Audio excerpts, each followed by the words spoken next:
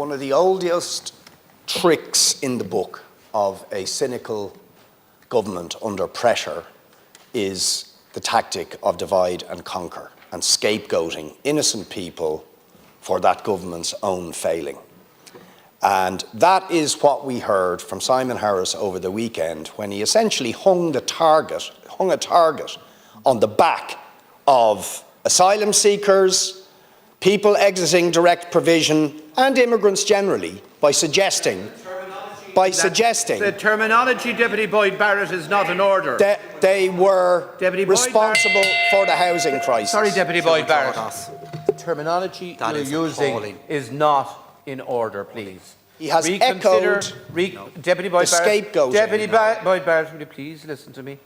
You have used language that is extremely dangerous, and you're levelling accusations. The Taoiseach used. You are levelling allegations. The Taoiseach used dangerous language.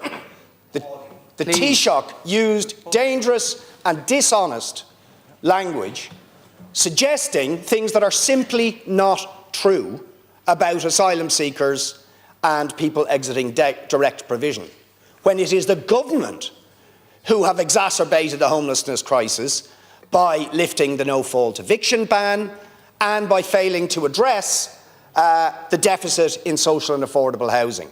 So why don't you ask the Taoiseach to stop scapegoating asylum seekers and immigrants and have, as we've been asking for months, the discussion that you promised we'd have on the Housing Commission report, which of course laid the blame for the housing crisis where it belongs, on the shoulders of this government. Deputy Matthew McGrath. I want to just deal with the issue that has been raised there by a number of you, particularly Deputy Boyd Barrett.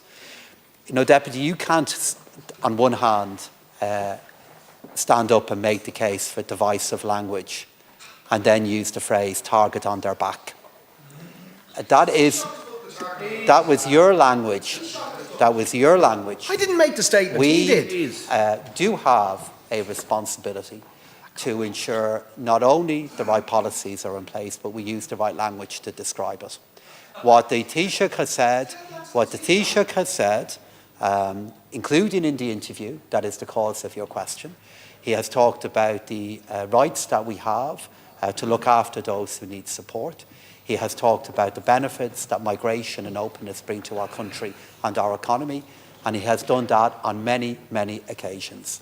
Regardless of where somebody comes from, regardless if they're born here, if they're making Ireland their home, if they're seeking refuge here, they have a right to expect that we'll do all we can to prevent them from being homeless and give them support, and we do it.